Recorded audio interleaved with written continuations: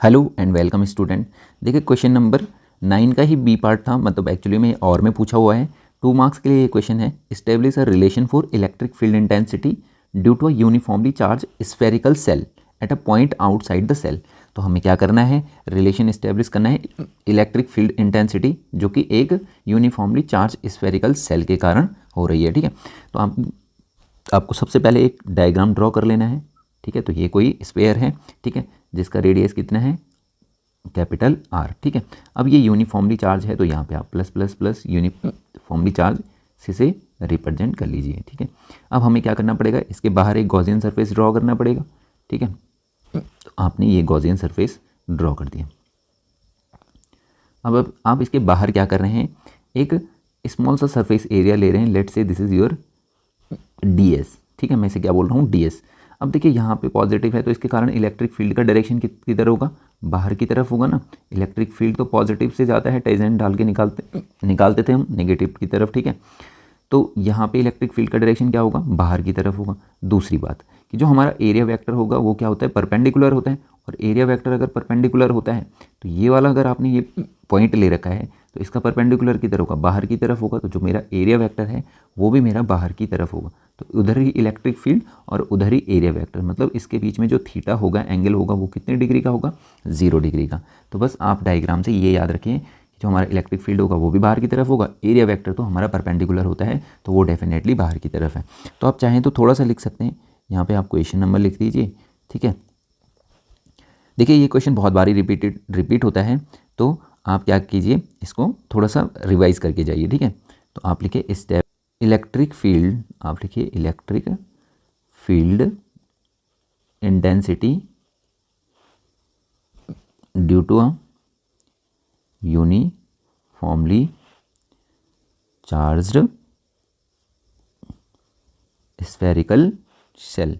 ठीक है, ठीक है, अब आप क्या कीजिए, आपको थोड़ा सा थ्योरी लिखना पड़ेगा। लेट अ कंसीडर पॉइंट P, तो हमने यहाँ पे पॉइंट P कंसीडर करा है, is outside the shell. Okay, at a distance r from the centre. Okay, अब जो हमें पता है, जो हमारा फ्लक्स होता है that is phi E electric flux, वो हमारा कितना होता है, ई डी एस।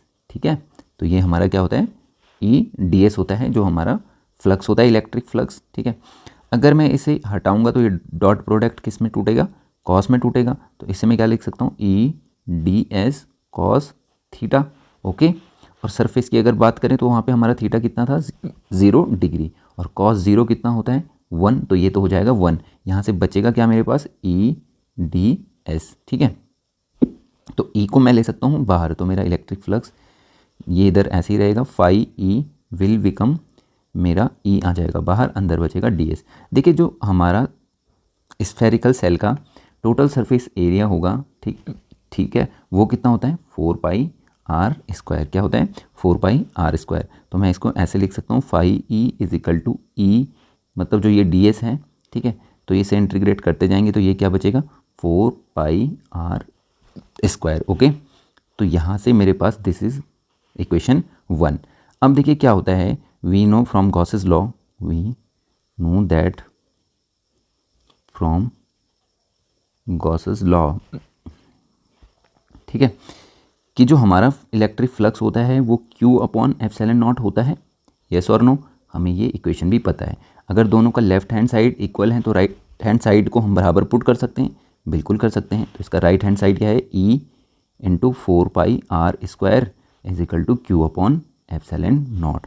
मेरे को इलेक्ट्रिक फील्ड निकालना है तो मैं इलेक्ट्रिक फील्ड को रहने दूँ इधर, Q को रहने दूँ इधर, 4 पाई एप्सिलॉन नॉट को इधर भेज दूँ और आर स्क्वायर इधर जाएगा ही। तो जो मेरा इलेक्ट्रिक फील्ड इंटेंसिटी आएगा that is E is equal to Q upon 4 pi epsilon nought और आर स्क्वायर। तो ये आपका क्या है, फाइनल आंसर हो जाएगा। ठीक है, electric field intensity due to a spherical shell. ठीक है, तो आप इसे याद रखेंगे क्योंकि रिपीटेड क्वेश्चन है। ठीक है, या तो इन्फिनिटी सीट के लिए पूछ लेगा, ठीक है, यूनिफॉर्मली चार्ज जो कि हम प्रीवियस में कर चुके हैं, और ये वाले के लिए पूछ लेगा, तो आप इसे इस टाइप से कर लीजिए। ओके, मिलते हैं नेक्स्ट वीडियो में, तब तक के लिए बाय बाय।